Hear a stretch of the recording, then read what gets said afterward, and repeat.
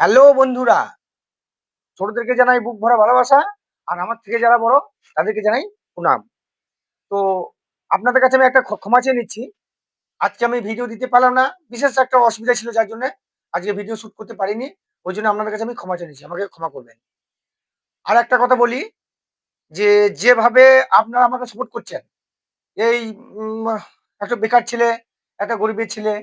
তো আমরা সেরকম কিছু ভিডিও করতে পারি না। তো একটু ভালো করার চেষ্টা করি। আমাদের কাছে তেমন কিছু মাইক সেটআপ, লাইট সেটআপ, ভালো মোবাইল বা ভালো ক্যামেরা কিছু নেই।